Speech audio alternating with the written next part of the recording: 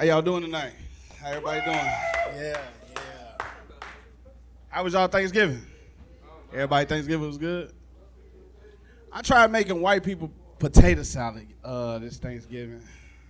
That shit didn't turn out good. I couldn't find no raisins. And the grapes was bad. So I guess that they bought them up. That's the shit that they can go to the store and look for and they can't find. You know what I'm saying? Black people, they go to the store and can't find a lot of shit like sugar. You can't find the milk. You know, certain things that they can't find. No, but yeah, he introduced me as the Gooch. You know, it's that little flapping between your balls and your ass. You know, if it was one thing that the Gooch could say, he'd say, lick me a little bit more. That's something that he'd say. He'd say, lick me a little more. But, man, growing up, I grew up with my grandma. I grew up in my grandma's house. My grandma, you know, we did a lot of adventurous things at my grandma's house. It was a lot. You know, from jumping in the bed to, you know, running around the house, just period. You know, and it seemed like that this Thanksgiving, it wasn't the same. It wasn't the same Thanksgiving, you know, because growing up, going on my grandma's house, she used to have a table full of stuff. She had chicken, you know, macaroni and cheese, cornbread, you know, greens. She had all that. But it was just one thing about my grandma's house that was fucked up. She had roaches. She had motherfucking roaches. But you know what? She could cook her ass off. I ain't gonna lie to you. She could cook her ass off. You know what I'm saying? The roaches, you know what I'm saying? They damn near became part of the family. I'm not gonna lie to you. They became part of the family. And that's one thing that I, you know, kind of miss, you know? Because she looked out for them more than she looked out for us. You know? But, you know what I'm saying? I got older. As I got older, I started looking at, you know, her food a different way. You know, when you get older, you start looking at it a different way because you know what roaches is. So I looked at it a different way. You know, she'll pull a baked macaroni and cheese out the oven and the burnt piece will look like a roach back. That a fucking roach? You know what I'm saying? So, and then, you know, as we got older, we'll go to the doctor. And we go to the doctor. They go to the doctor. We go to school. And when we go to school, they go to school. You know what I'm saying? But, you know, we made fun games about and go about how we could, you know, have fun. You know what I'm saying? With the roaches. We didn't care. You know, we was kids. So, you know, one game that we used to play was we'd go in the kitchen and we'd shut the lights off. And when we cut the lights back on, we'd see how many motherfucking roaches we could kill. We'd just be in there playing that game, seeing how many roaches we could kill. But, you know, get older and you know what a roach is. But enough of that. I was, when I grew up, I had two daddies. But, you know, now I don't talk to neither one of them. But I'm a good daddy myself. I'm a good father myself. I got two beautiful daughters. Y'all ain't got to clap for that shit. Y'all ain't got to clap for them little motherfuckers. I got two beautiful daughters. I didn't say that they was nice, though. I got two beautiful daughters. And you want to get some ass sometimes. I be wanting to get some ass. So it's only one way I could get some ass. And that's if they go to school because they older. You know what I'm saying? And our rooms is connected. Our rooms is connected to my one daughter, the youngest daughter, the smart one. You know, she found out that Tito Jackson died. And she like, damn, they taking all the good ones. I'm like, they taking all the good ones? What you know about Tito Jackson? She say, that's Michael Jackson's brother, right? I'm like, damn, you know that? But, you know, she a smart little motherfucker. She smart as fuck. So, you know, I try to get some ass while she at home one day. You know, when they get out of school for break, that shit be too fucking long. So you try to cut the TV on and cut that shit up. You know what I'm saying? But the shit don't work. That shit do not work. Because the bed start making noises that it ain't never make before. The motherfucking mattress want to squeak now. They do all that shit. So we in there, we doing what we do. You know, we having a good time. I'm in that motherfucker like, this shit feel good. So, you know, we get done. And my youngest daughter, she like, I heard you in there saying, that feel good. I'm like, yo, what you mean? So I had to hit her with a quick one. I had to hit her with a real quick one. I say, what's 2 times 2? She said, I said, well, that's what I was doing, trying to figure out what 2 times 2 was. That's what the fuck I was doing. These kids are smart, man. Then she like to play Uno. She like to play Uno, you know what I'm saying? And you know, in a black person home, that's what I'm gonna say. Y'all play Uno, y'all play spades, y'all play all that. But in a black person home, the kids act like the adults when they win. So we playing Uno, and when we play Uno, she got this thing to where she wanna slap the cards on the table. Yeah, we slap the cards down, but she do it different. Like, she slap it down and be like, Uno, bitch. What the fuck? Where you get that talking from? But like I say, man, she probably got that shit from me, but, you know, it is what it is. But I love my daughters. My oldest daughter, you know, she talk to boys and shit now. I don't like it, but it's just certain boundaries that we got to get across. We got to figure this shit out, you know. And I know y'all that's looking, everybody that's looking, you know what I'm saying?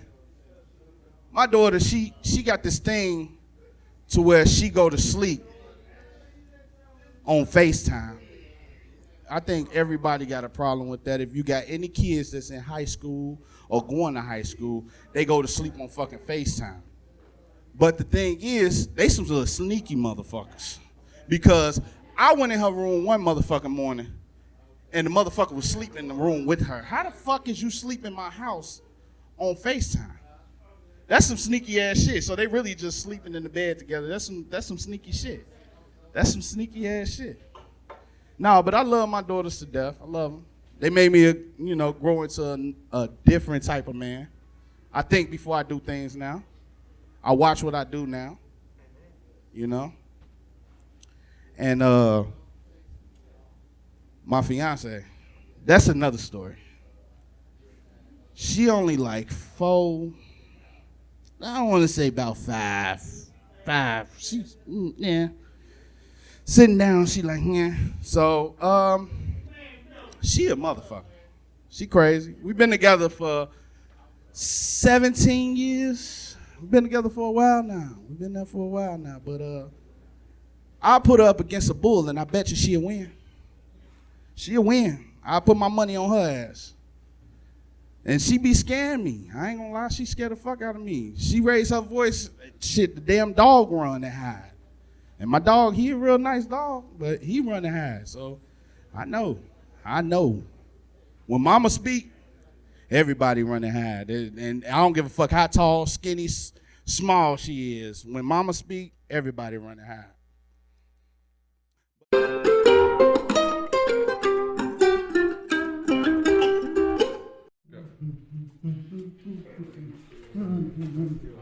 What up, y'all? Hey. What up, Jaylen? What's for lunch today? Another going around with? You know what we tried, man? I took precautions this time. Oh. I'm ready for it. Play. Cause I like to play.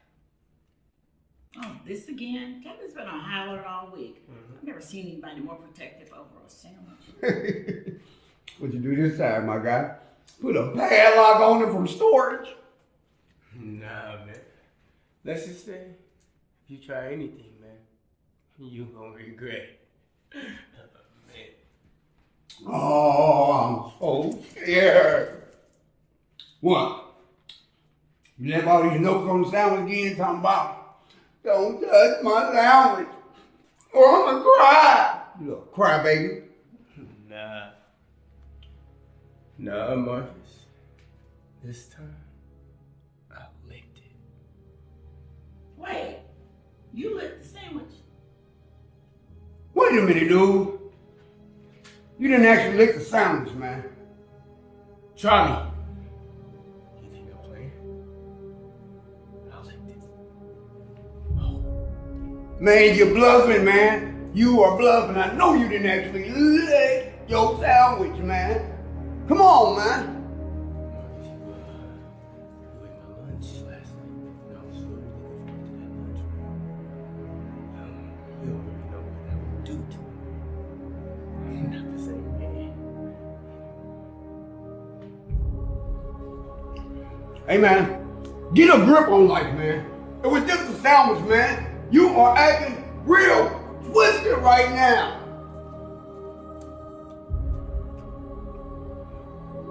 You ain't even gonna find it out. This is the world, man. Accept it. I mean, are we really at the point where we lick the sandwich? Desperate times, violence, set for desperate measures. Okay. You won this time. But mark my words. It's not over. It's not over! Oh, yeah, it is over, Marcus. Because next time you think about eating my food, I might do something more than just lick it. Did you really lick the sandwich? Guess we'll never know.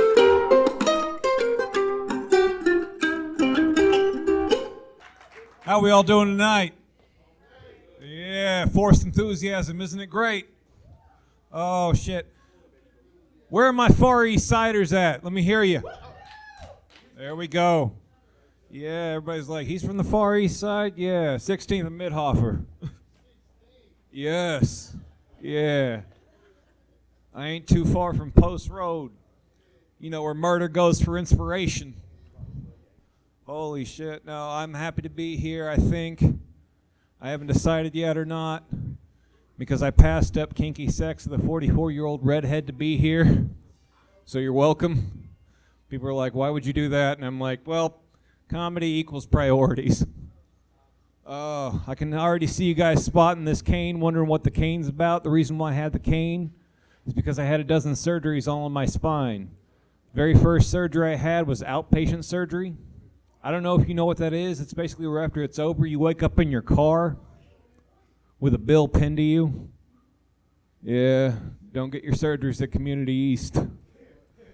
Oh, no, like, I spent a lot of time in and out of the hospitals. I can't tell you which hospital exactly always, but I can tell you that one of them rhymed with Ask a Nazi.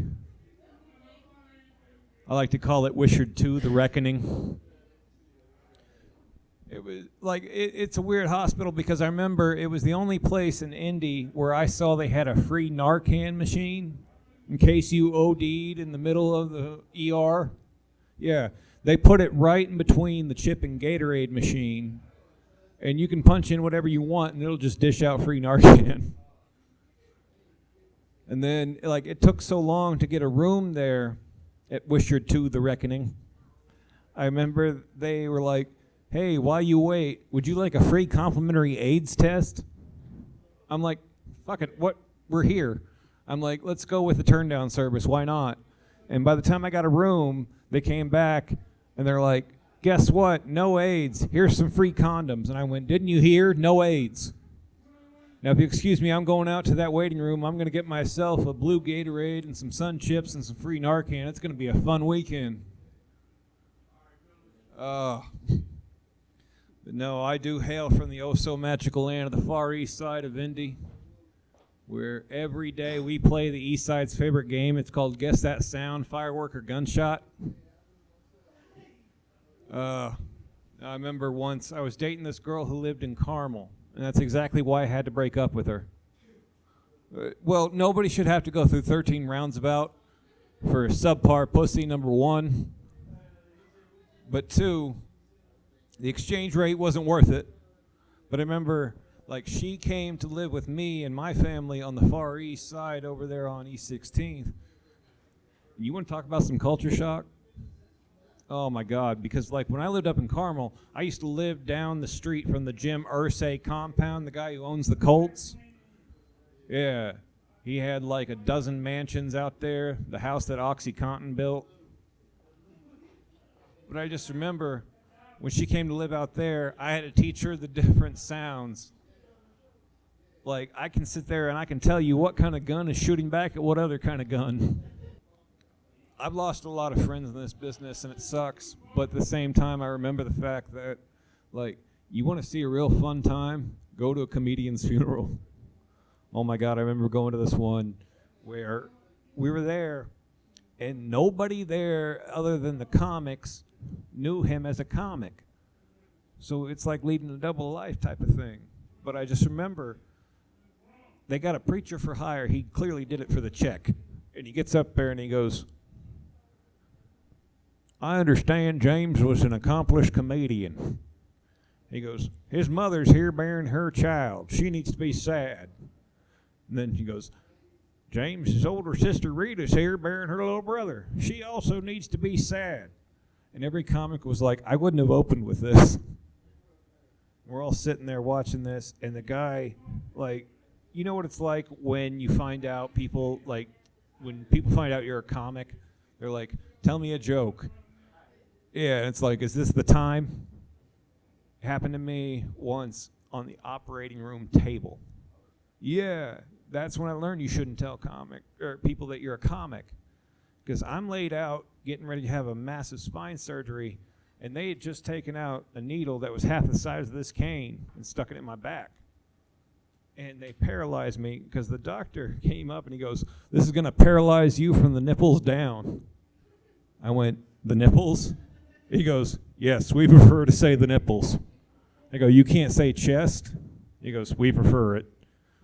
Sticks me with this thing. 5 minutes later, I'm like, son of a bitch, look at that, he was right. And so I go through this whole process, but then I'm laid out and I'm paralyzed on the table getting ready to have spine surgery, and they're asking me, they're like, what do you do in your free time? And I made the mistake of saying, I'm a comic. And the surgeon looked at me and he goes, do you want to hear a joke? And I said, is this the time?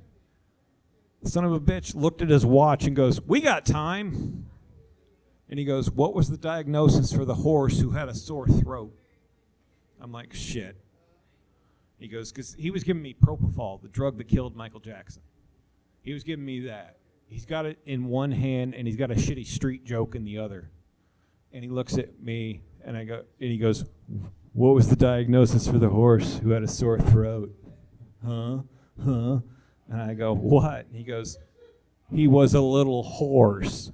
And thank God he had hit the plunger on the propofol in time, because right when he was expecting the laugh, I went, huh, No, it's weird. Like, growing up on the east side, I noticed a bunch of weird things. Like, it's very Wild West out here, isn't it?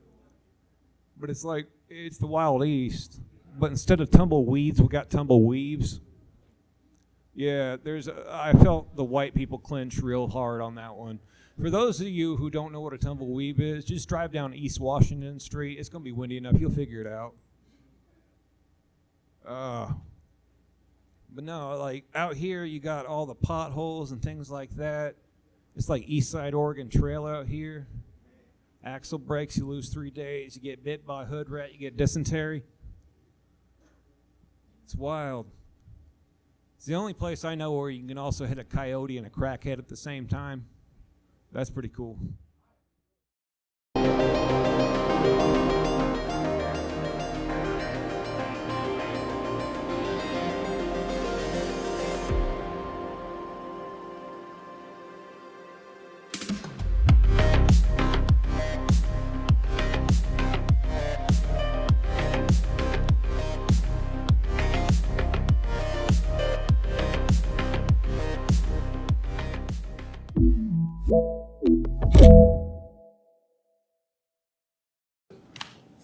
you don't know, you think that Wonderful Bar and Grill is just some place where you can come by, have a party, get drunk, have a good night out, see some friends. Guess what? It's a lot more than that. There's amazing people here making amazing food and doing amazing things. And one of the most amazing things about Wonderful Bar and Grill is their chicken wings. If you haven't tried them, then honestly, you're letting Big Chicken trick you into thinking that you need to go to a big box store to get 11 herbs and spices, when the fact is you need to come here with a little bit more heart and soul put into it. Plus, can the big box store give you an alcoholic beverage with that odor? I didn't think so. This ain't Europe. So come to Wonderful the next time you need a meal.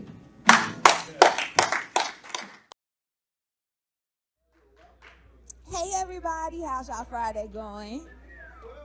Whew. How about Thanksgiving though? Boy, I'm so sick of people posting pictures of their food and their dry ass turkey. Like, we don't even eat turkey in our family no more. Cause when the last time you actually had a turkey rib? When you seen a rib on a turkey? Never.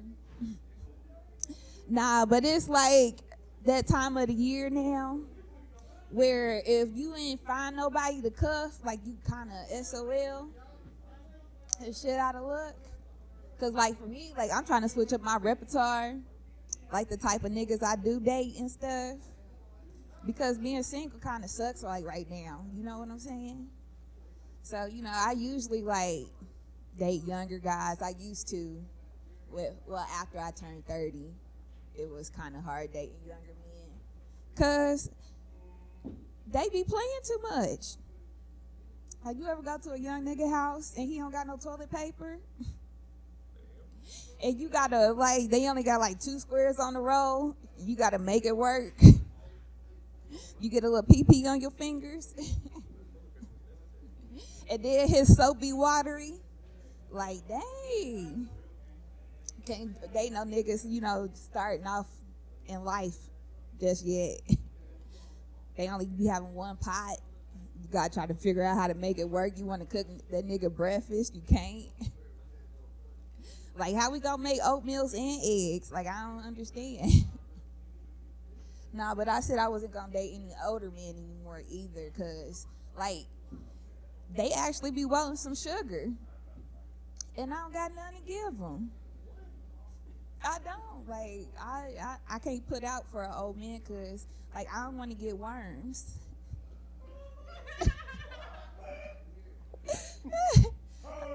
Now they mad, they be mad, but you know I don't know. That's what my grandma told me. Like, old men give you worms. So I don't know, but what you gonna do for the light bill though? Like, Christmas coming up. Should the kids need some new clothes and shoes and stuff?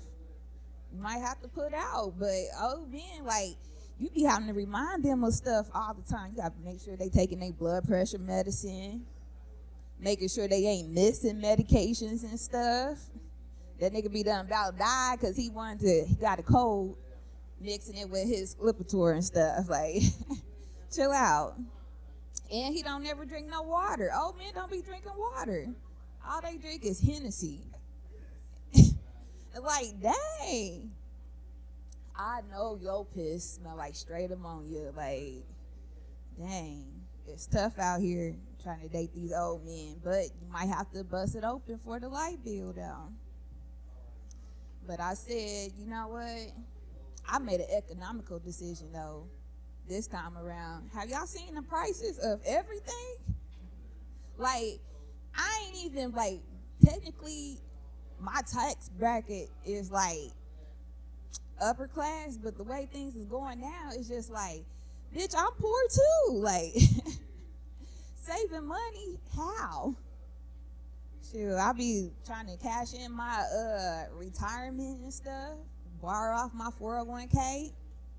Matter of fact, is this somebody else? Like, is this a man in here that got a 401k? Like, them is the ones I want. I know they don't give out pension plans no more, but you got a decent 401k. That it. Nah, but I said I was gonna only date fat niggas from here on out. Fat men.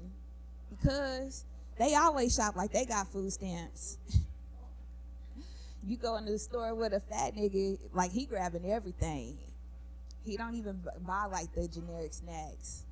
They be real hostesses and real ding dongs. We don't buy the fake Twinkies. Nah, but my guy, like, he eat all the time. Like, he got a mini fridge in the room. Like, he don't just got the unhealthy snacks either. He got like fruit cups and granola and parfait for yogurts. Yogurt. Can't talk.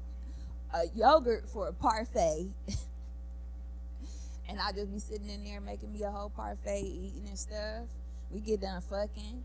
We be done just ate, like, 2 hours later. He roll over and be like, babe, you want something to eat? And I'm like, damn, nigga, no. We just ate. And I put in all the work. So I know. I know. But they was up here talking about some kids and stuff. Fuck them kids. And you gotta say that shit with your chest so they know it. Like, you love them, but you gotta be like, fuck it. Like, fuck y'all kids. Like, I tell my son all the time, like, you gotta find you a friend. Like, he an only child. I had him when I was in college, the first round. And my parents, they thought, because I grew up, I'm a PK, y'all. Y'all know what that is? It's a preacher's kid. A preacher's kid. And my parents, they thought for a long time I was a lesbian because I used to hoop and stuff, But, like, and all my friends were studs, or they was trying, like, back then, like 10 years, no, I would say about 15 years ago, like, you couldn't really tell. Like, that's why some people still get me confused sometimes. Like, I'm not a lesbian. But, I'm real strong. I talk real strong.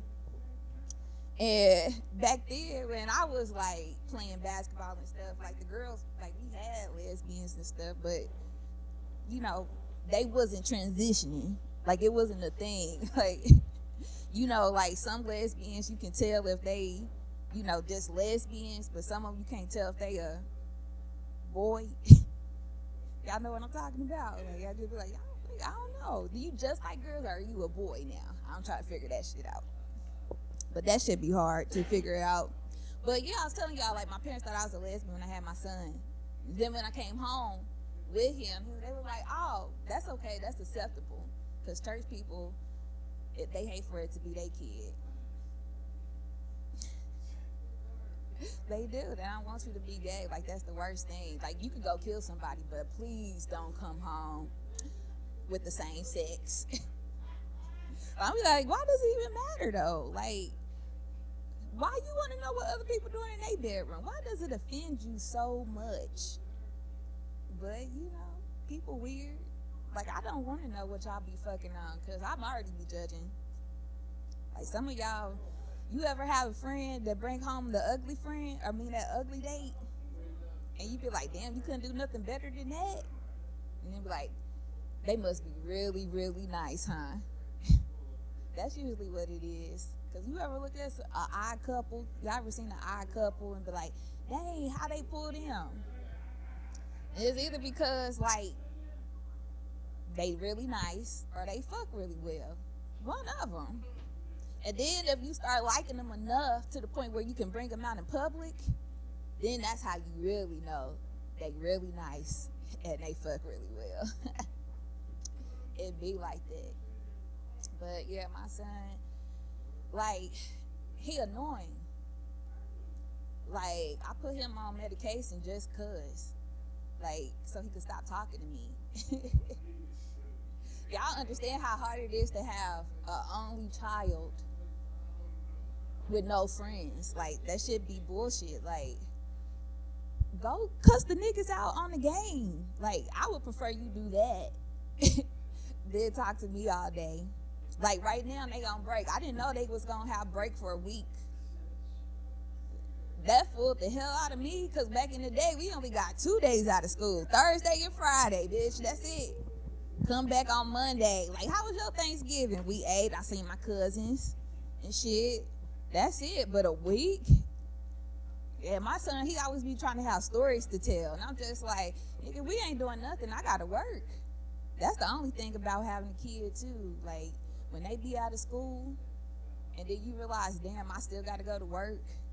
And then you be jealous of them little niggas. Like, you get a break and I don't. Like, fuck being an adult. That shit is, like, it sucks, right? Like, 0 stars. Like, remember when you was younger, you always wanted to, like, be grown? When you was younger, you wanted to be grown. Now that you grown, you be like, fuck them bills. But then if you don't pay the bill, you be sitting in the dark. So, you know, that's why I was, like, fucking off on old men to pay the light bill, you know. It's easier not to spend your money. But some of y'all be fucking for free, so it's okay. You know, it is what it is. Anybody else still go to church?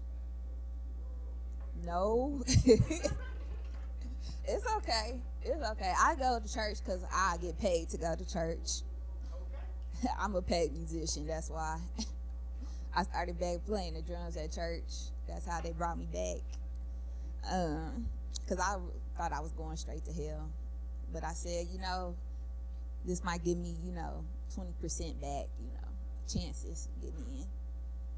But yeah, I've been playing the drums at church and shit, whatever. But like, anybody else ever got baptized before? Yeah. Yeah. I got baptized too, but I don't even know if it counted though. Because I got to tell y'all what happened. So when I was like 14, my mama made us start going to a Baptist church because it's like different denominations. Like, you know, with black people, like, we don't really do Catholicism or anything like that. We got Kojic, Church of God in Christ, Apostolic, Baptist. The Baptist people is the most boring of them all. But they believe once you get baptized, all your sins is washed away. But they also clap off beat too, so it don't matter. But we started going to a Baptist church, and my mom made me get baptized. She didn't even, like, ask for my consent or anything. Like, it was weird to me. And I remember it like it was yesterday because the minister, he had a big old monkey paw as a hand. And he didn't give me like a thumbs up, a ready, set, go, or nothing. I kid you not, this nigga dipped me. And I started fighting for my life. I was like, ah, ah. My mama jumped up because she thought I had received the Holy Spirit, talking about, thank you, Jesus. I said, girl, this nigga trying to drown me. Help me. So the water only came to about like right here. I didn't go all the way down, so that's about, 87%? Sometimes I think I need to do it again. Because the fuck? You ever be at church? Well, y'all said y'all don't go to church. Oh, okay, good. Yeah. You know, they say where 2 or 3 are gathered. God is here tonight, huh? I mean, he is, you know what I'm saying? He is, but, you know, for joke references, you know. But, yeah, so I didn't go all the way down. There's some stuff I still struggle with. You know, like, I cuss a lot. But I don't even necessarily think cussing is a sin. Like, I feel like Peter was cussing his ass off and chopping ears. So, like, me and Peter could probably hang out. But, you know, that's the only thing. Like, I ain't gonna never deny Jesus, though. But he did. That ain't for me. I need Jesus in my life. Because, you know, sometimes you be like, man, you be down to your last little $20. And you be praying like, I got to make this stretch the whole entire week, Jesus. In some kind of way, if you still got a half a tank in your car, that ain't nothing but Jesus. It ain't nothing but Jesus. Shoot. What else Jesus done brought me out of? A bad relationship. Because, you know, you ever prayed that prayer like, God, remove all the people around me that ain't supposed to be in my life? And then it's every fucking body around you. Like, damn, God, like, I really didn't have no real friends at all. Found out that nigga was cheating on you and some shit. Found out your friend was talking shit about you behind your back. Found out they was letting other people talk about you behind your back. You get into it with your mama, can't even call your mama no more. You be mad at your brother and sister. Like, damn, God, I just wanted one friend. But they say, what a friend we have in Jesus, right?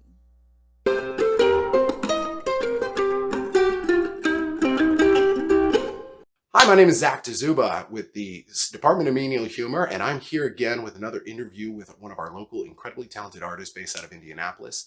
Today I'm talking with Miss Ashley Campbell. That's me. Campbell, who is an animator, as I Yeah. understand. Yeah? Yes. So tell me, what got you started in animation to begin with? Where do I go back? Wow. I mean, I've loved cartoons always growing up. I mean, like, and old cartoons too. I know, like, I loved Tom and Jerry and Felix the Cat. Like, ones when you think cartoons, you're like, oh, you must have loved, like, Cartoon Network. I was like, I love those classics. An old soul, yes. Yeah. I think that's definitely where it started out. And then probably through college, as I was kind of going through my degree, I was like, I like what I'm doing. It's creative, but it's a little bit too computery for me. I was doing computer graphics. And so I took a 2D animation class, and that's where I was like, this is where I want to go. Oh, that's fantastic. Yeah. What are some of your biggest influences when it comes to animations? Was there a style that you sort of lean to? I really love, I mean, it kind of always changes, but right now I'm really loving the 60s and like mid-century modern stuff. Yes. Those guys are pretty cool. They had almost a sticker-like quality in the way that they were on the art. Yes. Yeah. That's awesome. So as you go through, as you're creating stuff, do you take, I mean, do you write your own stuff, or do you sort of take things that where do you get your material from?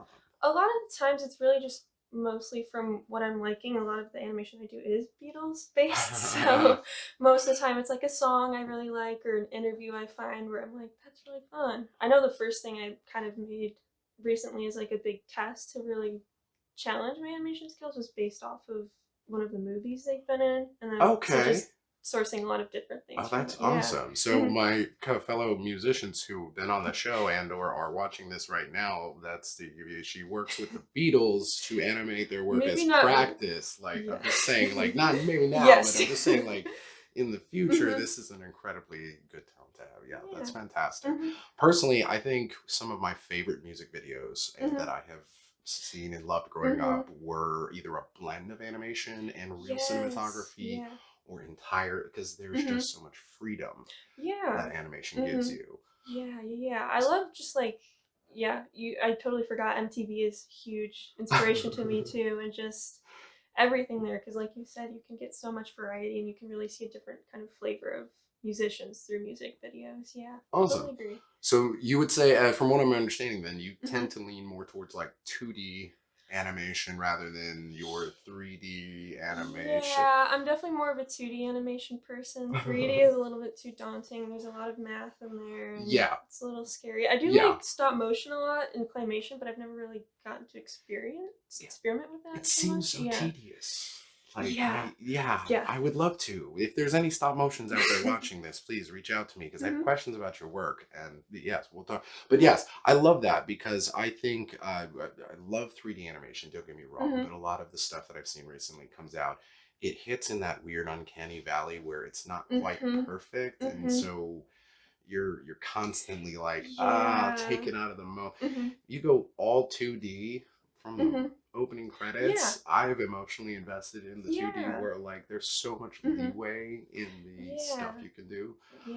Are there any specific sort of genres or themes you tend to animate in the most, like slice of life or fantasy or sort of comedy? Is there? I like comedy, I would say. I try to put a little bit of comedy. I feel like that's a big thing to really get in animation. It's like, it's a little escape from real life. So it's nice to have fun with it. Awesome. I would say, yeah. That's fantastic. So if people wanted to look up your work, can they find that on social media, or are you perhaps working on something that we will be seeing in theater someday? Oh, maybe. I don't know. That would be a dream. I mean, right now I'm mostly on Instagram. Okay. I could plug it if you want. Oh, we'll still Well, work. yeah, we'll yeah. put it. Okay, Yes, okay. yeah. He'll put it mostly on Instagram. Sam, you're watching this at home. You're editing this. You know exactly what to do, and I will just text me and I'll send you the social link so that you can put it in the bottom with QR code so people can just scan it. Yeah. So it has been a pleasure, Ashley. I really.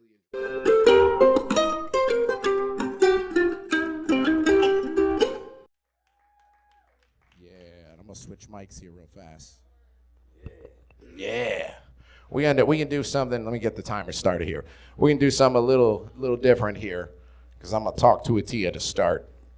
Because Mr. Atiyyah is more than just a comedian, isn't that right, Mr. Radford? Yes, sir. Yes, sir. What did you start doing first? What was it? Modeling, acting, or comedy?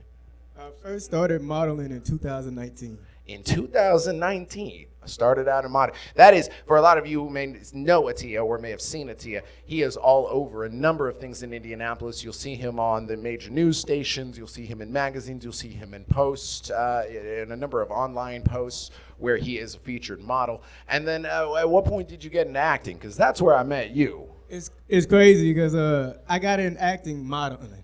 Like I was modeling to do a book release for a writer. And then I was modeling with it was a director modeling with me. So she was like, you should get into it. So I'm like, okay, yeah. Everybody say you a funny guy. I can do a persona. So I started acting. What, like 2020, yeah.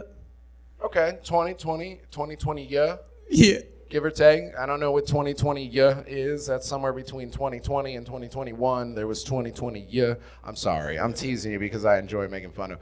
Atiyyah and I first met at a show. It was called Price of Progress is the play that we first met on.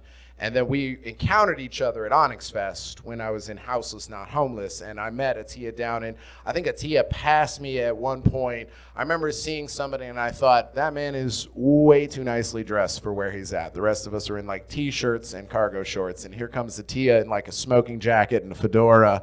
And I was like, this is ridiculous. But no, so Atiyyah, I have a bigger, going forward. You now run a number of shows yourself. You host and produce your own showcase. You do your own open mics. You do over at the Market Street building downtown here, over at 120 Market Street.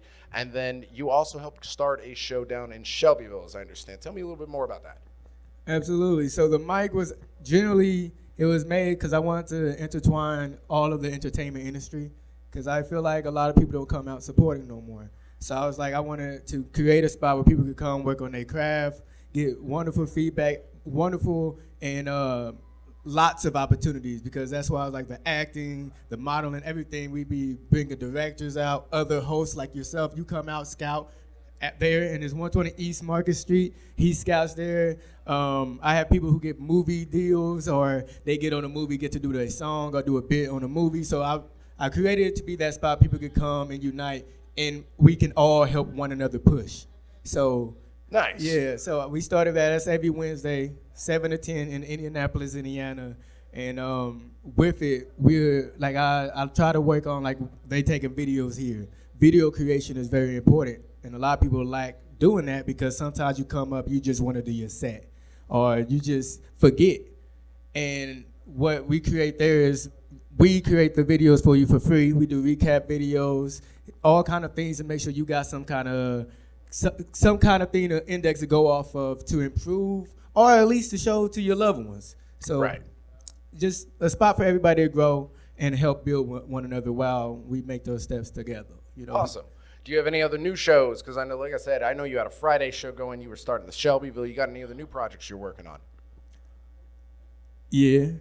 Yeah, I know you do. I know, it's Atiyyah. Atiyyah doesn't, some people have more than one fire going, or what's the expression? You burn the candle at both ends, right? And some people are like, I burn the candle at both. Atiyyah's candle's just a pool of wax, just constantly on fire. Like, I've never, like, come on, what's the next show? So what's the next thing you're working on? So my biggest thing is bringing a lot of things to people so we can have a vast amount of people that could come out and attend our stuff. And so, so we starting being our sponsor. We're being sponsored by Milk and Cookies Production, Okay. And we're starting a wing challenge starting tomorrow at our OG Showcase that's at 120 East Market Street. Oh, okay. And Okay. with the wing challenge, we did our own little investigation, went through some spices and got the right kind of spicy to really mess your mouths up. So we got 6 different flavors, going up in hotness,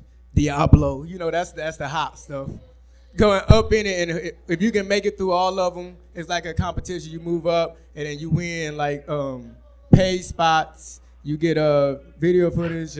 We doing bigger stuff with it, but that's all the information I can let go on that right now. So you were like, what if we did hot ones but put brackets in it and did like verses? Yeah. Oh, I love no it. No milk, no water. Oh, Jesus Christ. No milk, no. I'm from Albuquerque, New Mexico. This man that's a war crime. No milk, no water, just Diablo sauce. We're rocking with 8 minutes. How y'all doing tonight? Woo! Yeah, I like that. Got a nice amount of years there. I had a few things I wanted to talk about, then some things that came to my mind watching all y'all do y'all stuff. Like the Gooch man. Everybody didn't want to look because you was talking about some nasty shit. The roaches, we know how it is, right? But it's like roaches is just like dealing because I hate this fucking weather. Roaches get bad, but same thing when it gets cold like this, the fucking winter, having a yard suck. Because, it get cold as shit, and then now you got fucking field mice in your house. And y'all ever had field mice like bad? Yeah, ever try to get some pussy with some mice running around? Motherfucker trying to turn the fucking music off. Motherfucker, put that sound back on. Because all you hear is... And like their main headquarters was right above my goddamn bed. And I didn't believe they could do what people say they climb shit. I was like, ain't no fucking way. I knew it was something because I hung my Halloween candy up high as hell on a shelf and they ate it. But I ain't never know how until this day. I'm laying down next to, in my bed trying to get, I'm kissing on the neck, trying to get it real nice. And then I look up, it's a mouse climbing the fucking wall. Climbing the motherfucking wall, and then he fucking falls. Land on the fucking bed. On the bed. She, what was that? Nothing. Just take it. Try to shut her up. The fuck, And it's horrible because you go to the bathroom, I'm somebody, I don't shit too often. Not at all. So I was like, no, hear me out. So I got my morning shit. Since I only shit once a day or so, it's like 30 minutes. And I'm in there, and all you see is mice running all around. Like, I'm on the toilet, right? On the phone. And then I feel something looking at me. I'm in the bathroom, ain't nothing looking at me. And I peek up, I'm like, nah, something looking. I peek up, and it's 2 eyes looking at me. It's like, and I did a little movement. I was like, bitch kept looking at me, so I threw a toilet paper at it. Took off, and 3 more ran out from underneath the goddamn floor. And now they losing their fucking mind, so they running around the fucking toilet, and I'm fucking shitting. I put my feet on the toilet seat. I was screaming like a motherfucker in that bathroom. What the? Okay, y'all like my shit. Fuck that. Wait, okay, coochie. Oh, shit. That took a little longer than I liked. So another one that they was talking about, shit. Oh, he gone. He was talking about people handing out free condoms. You go to the doctor. Y'all know y'all don't never use those free condoms. That's for the white people. They don't never hand you the correct size. They don't hand you the correct size at all. And I fucked up because I used one. It was called a lifesaver. Hell nah, it tricked me. It said extra sensational. Bah. Hell nah, don't grab no extra sensational ones ever again, y'all. I took it to a classic booty call. Slid up in there, it went nice. I was like, yeah, I'm on my way. She's like, door's unlocked. I like, yeah. I get in, and I was like, she's like, do you want it? I was like, do you want it in here or in there? She's like, in there. I took her ass back there. I whipped the fucking condom, the lifesaver out my blazer. Tossed the blazer on the couch. I'm gonna get in it, right? So I get back there, we kissing, and I feel good. I whip the lifesaver open. I was like, yeah. I put it on, and my eyes get big as fuck. This motherfucker squeezing the shit out my dick. Well, what the fuck you gonna do? She told me no glove, no love. So I kept going. It was a mistake. It was a fucking mistake. I got like a good 6 strokes in there. Like 6 strokes. And you know, then I try to pull out, because us guys, we know our stroke count before we got to reset. So I pulled out, and the condom finished me off. I pulled out, trying to let it go down, and it was squeezing the shit. I'm like,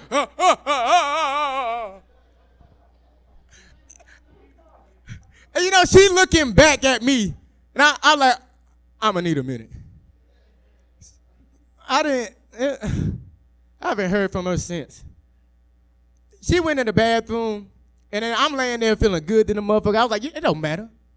She's from church girl. She don't let me go again. I'm gonna redeem myself. I'm sitting naked as hell, like on her bed like this. And her ass poke her head out like, you can go home now.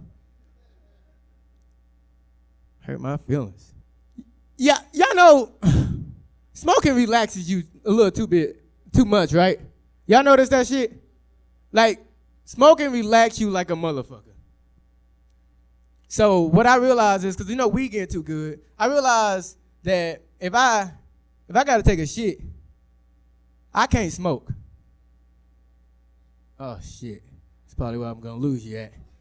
I don't smoke when I gotta take a shit. Cause you know, before I smoke, you know, I'm holding it in. I can't feel it. You know, I'm like, shit, I got this shit. Shit ain't going nowhere. Tight. You know what I'm saying? I start smoking that blunt, it start relaxing me. Get so relaxed, you start farting and shit.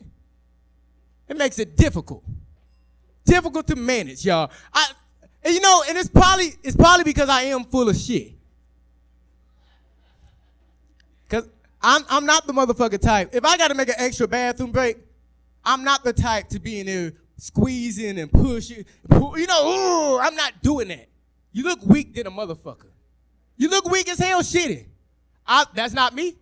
My motto is, if it's not coming out, if it don't come out, it's not fucking ready. The fuck am I forcing it for? It's not coming out. Not ready. Y'all see, oh shit. Y'all ever see these ill-built motherfuckers walking around here? Y'all know what an ill-built motherfucker is? Yeah, y'all see them usually at laundromats. It's fucking like they fucked up looking. Like, don't look at me like that though. Cause you see them motherfuckers, look, cause like the top half, it'll be expanded. You know, like, look like somebody from my 600-pound life up top, right? Then you get down low, you start going down, you're like, okay, thick, legs start looking like me. I'm like, bitch, what the fuck? But at the laundromat, it's usually those big booty ones. Those bleacher booties. You know what I'm saying? Twig up top, bleacher booty on bottom. Yeah, her ass took up 3 seats. That's what we looking for. And with the last 15 seconds, I want to say my social media. Add me on Facebook and Instagram. It's Atiyyah, Atiyyah Radford. If you can't spell that, then yeah. Find me, link in, and thank you a lot to everybody that helped put this thing together.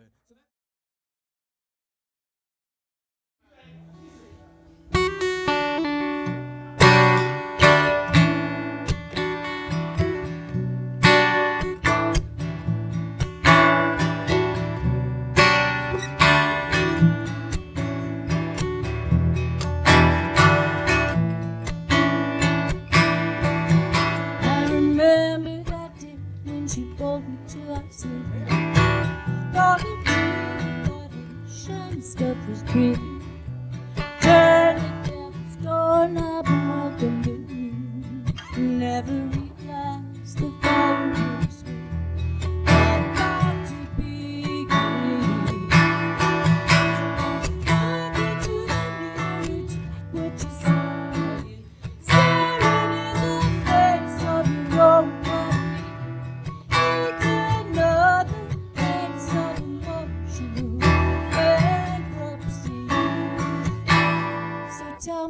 what's your bottom line? Could you do the crime? Would it be enough to do something about your bottom line? We climb all over each other car, waiting till we stop. Collective heartbreak starts rolling. All goes down in the New York room. Walls begin to crumble like it's Sodom and Gomorrah. Go without all the sparkle or do you plan to the holy dollar? Worship breathe like a higher power. She's the devil's disease. So tell me what's your bottom line? Could you do the crime? Would it be enough to lose some time? Think about your bottom line.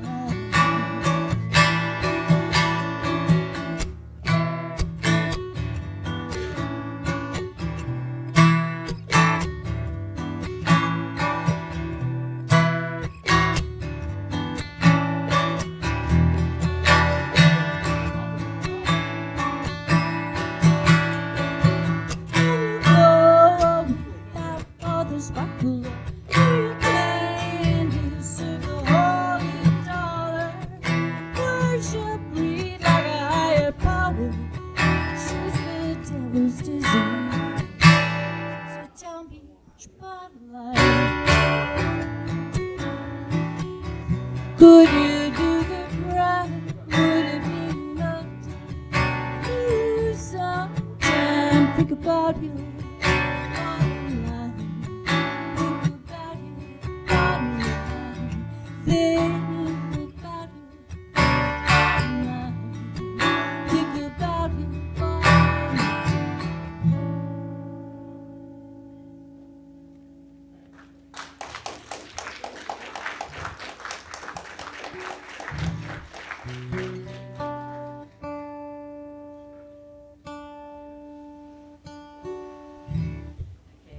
A new one I wrote, my newest song.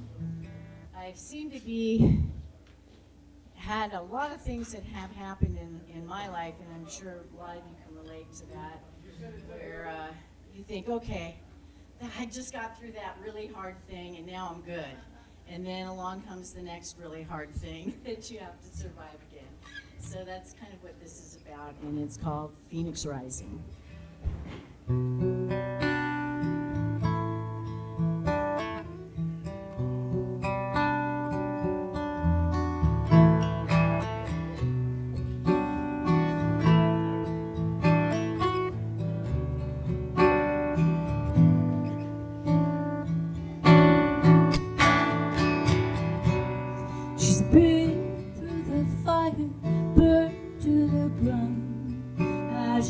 All around her, but she's not staying down. Used to be lost in the flames of her past. Now she's rising up, free at last. Feel the heat, yeah, the sparks are rising. Shedding her old skin, she's finally flying. Knows where she's going, 'cause she knows where she's been. Out of the smoke she's born anew. Stronger than ever, she knows what to do.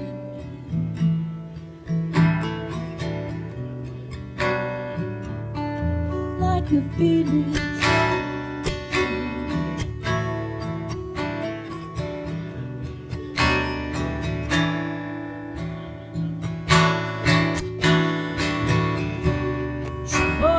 Through the flames, faced every fight. Now her heart is strong with sweet victory's light. The scars she earned a part of her story. She wears them like her badges of glory. Ember takes flight. No looking back, she sees the light. Soars among the storms at night. Fire that once burned her, same one that forged the Jews in midnight.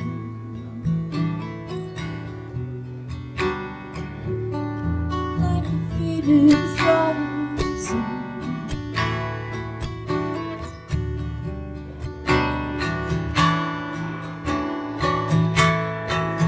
like a phoenix rising out of the ashes, touching the sky. Every fall leaving who she is. Now you see